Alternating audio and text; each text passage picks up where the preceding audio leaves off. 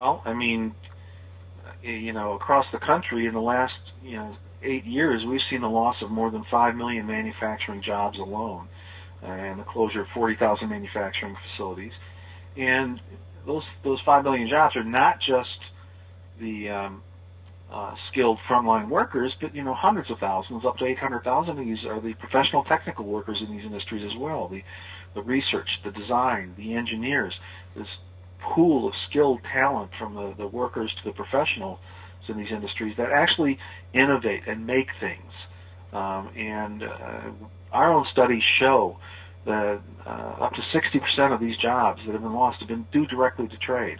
The current free trade agreements address the problem of the 1930s, which is tariffs. They don't address the 21st century problems of non-tariff problems like other countries undervaluing their currency. For example, China has a 35% undervalued currency, which makes their goods 35% cheaper than they would be in a free market.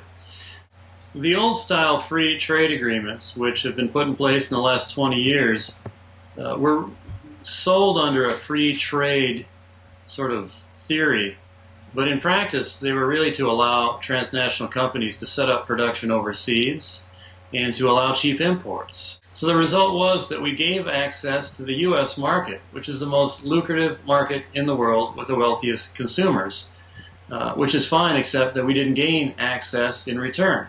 And to the extent we did gain some access, it was to markets with poor people that were struggling to get along day by day. So the predictable result was this huge trade deficit. You could see it, and you could see it play out through a series of trade agreements. And the most notable was first NAFTA, which ignored the idea that there should be labor rights and environmental standards around this, and we lost a lot of jobs. We put a lot of people off the land in Mexico that created part of the illegal immigration problem that the United States faced in the last decade. And then on top of that, we then, agreed to the PNTR agreements with China that let them into the WTO, that gave them favored nation status, and our trade deficits took off. And what did we find? Well, now we find we had tax laws that encouraged businesses to go offshore. The idea being that they would go there and meet the needs of that market in another country. But in fact, what we saw was we became our own worst enemy of corporations that used to do businesses here, establishing identities in joint ventures in China and making products and then shipping them back into the United States, because they weren't selling into the Chinese market, they were selling them to this market. Anybody that produces anything in this country has to really go above and beyond the normal call of duty to put things on the market at a cost that is really well below the cost of our production here in order to have an opportunity to compete in the local global marketplace. This is a scenario that does not work well for American farmers, it does not work well for American manufacturers, and certainly does not work well for laborers. The people that have the greatest knowledge of international trade in this country are the people who work for multinationals. Mm-hmm. It used to be that the leaders of our nation could turn to those heads of corporations and depend on them to give them good advice on what is good for America. The problem is the advice they're getting today is the advice that's good for their corporations, their multinationals, who are building plants abroad and are importing components and subassemblies here.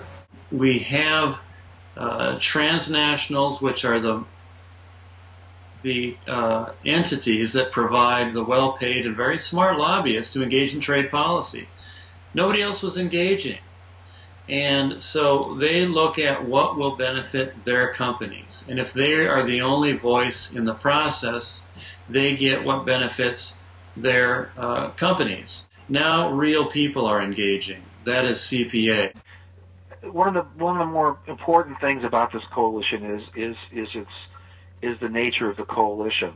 That we are a cast of unlikely characters to be together, and people are always surprised when we come into a room together and you go, wait a minute, you got manufacturers, and a lot of them aren't even union ones, and geez, you got unions, and you got farmers, and you got ranchers. What are all you people doing together?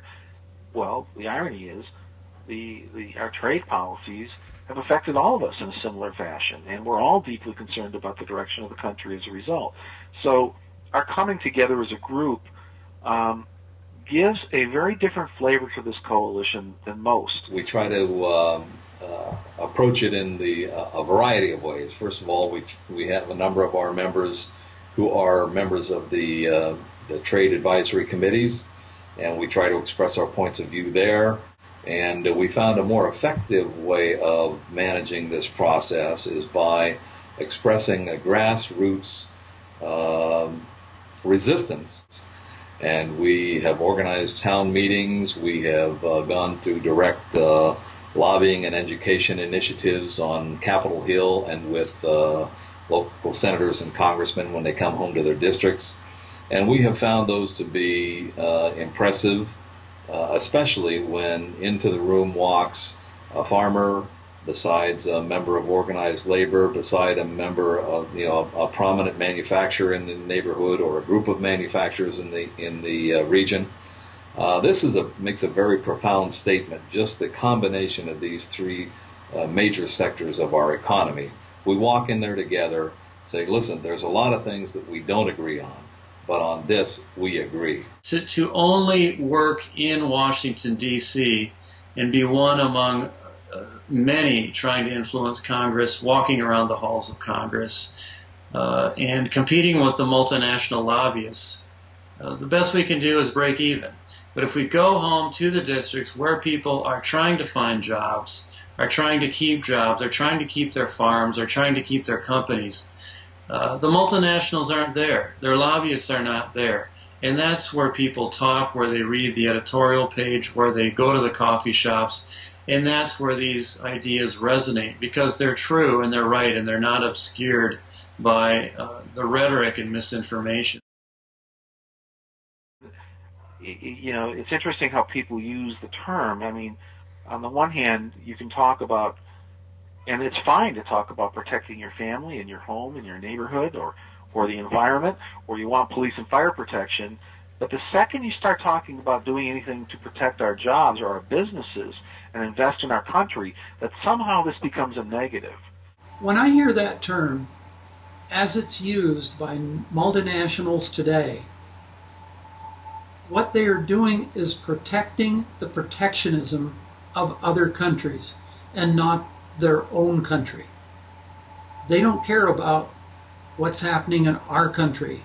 They're concerned about what's happening where they're building plants and protecting the advantages that they have with plants in those countries. If you are a head of household or in a household and you lose your job, there is nothing that harms you and is more personal to you than that financial blow, which is a blow to your ability to make a living, ability to have health care, your self-confidence, your ability to get along with your spouse, your ability to look to your kids and feel that you're providing for them. Every time we offshore a manufacturer to a third world country, whether it's India, Asia, or elsewhere, the particulate pollution increases by anywhere from 5 to 10 times. The human rights issues are fundamentally affected by where we buy goods and ship our manufacturing. We replace well-paid, well-treated manufacturing workers here with poorly paid, poorly treated workers in other countries.